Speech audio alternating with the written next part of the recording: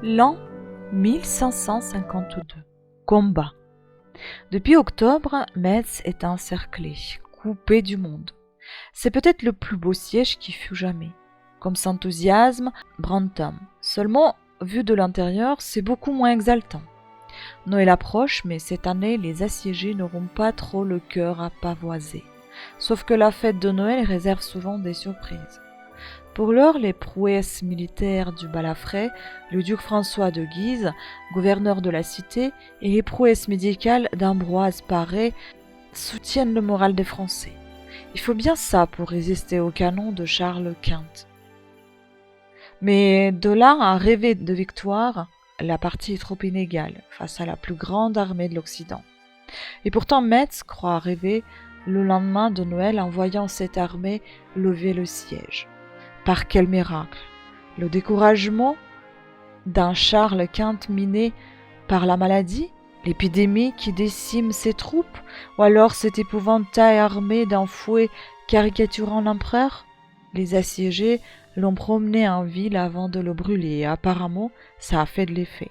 L'effet père, feu et tard, qui ne fait que commencer. Signé Nostradamus.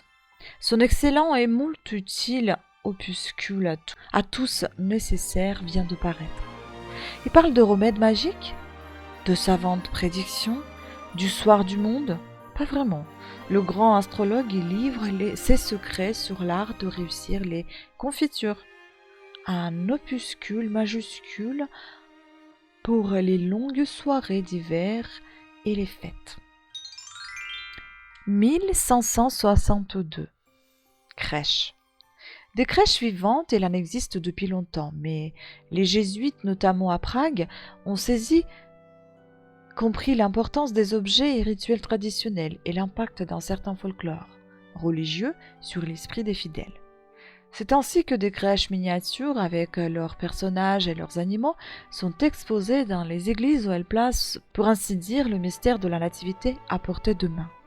Ce n'est pas une coïncidence si les jésuites prennent cette initiative au moment où les protestants iconoclastes, qui ne sont pas leurs amis, s'opposent à la représentation des figures et scènes religieuses et vandalisent les lieux de culte catholique.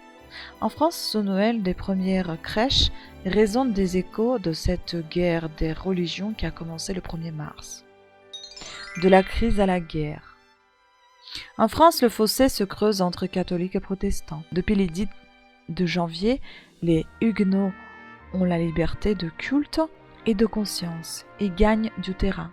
Ils sont déjà 2 millions, beaucoup trop pour François de Guise. Il ordonne le massacre de Wassy qui déclenche une première guerre civile et religieuse.